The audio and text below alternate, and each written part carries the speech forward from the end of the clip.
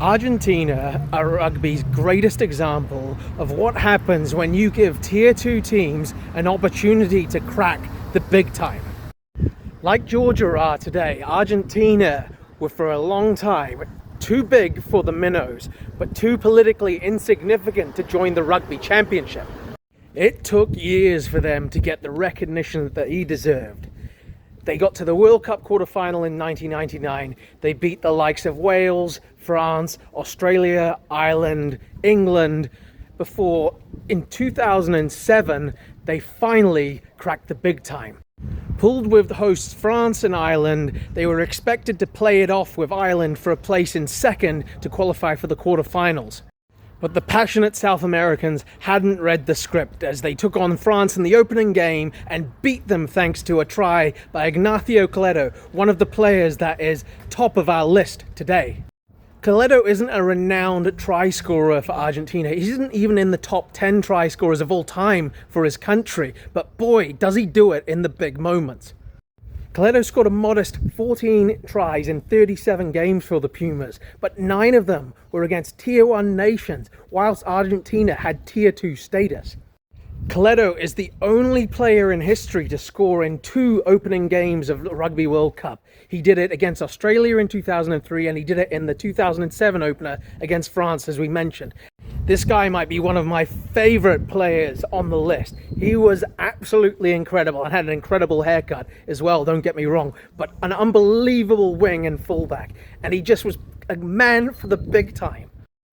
The big man has 2 tries against Australia, 2 against France, 2 against Wales, 1 against Ireland, 1 against Scotland, and 1 against Italy. The other name that also has 9 at the top of this list is Lisandro Arbizu. He's another guy you wouldn't call a renowned try scorer, but he picked up 3 against the All Blacks, 2 against England, 1 against France, South Africa, Australia, and Italy. And I feel the need to remind you that Arbizu was not playing in this Argentina team that has made 3 out of the last 5 Rugby World Cup semi-finals. He was playing in a team that only made 1 quarter-final in 1999 and finished bottom of their pool in 1991 and 1995. That Argentinian team of that era are comparable to what Georgia or Samoa are today. Now, I won't lie, Lisandro Arbizu was a little bit before my time, so my main memory of him is Bill McLaren calling his name out in Jonalomu Rugby. Arbizu with the kick. But when you look at the ex-Argentine captain's highlight reel, you can see he has absolutely everything in his game. He had a beautiful step on him, a fantastic kick game, and he was brave as anything despite not being the biggest centre. And this is illustrated by this brilliant try that he scored against the All Blacks, where he flew out of the line, made a ball and all tackle to turn over the ball, and ended up on the other side of the field, finishing off an 80-metre turnaround try. The final player that makes this list with 8 tries is someone that we'll all be a lot more familiar with, and he's another playmaker too.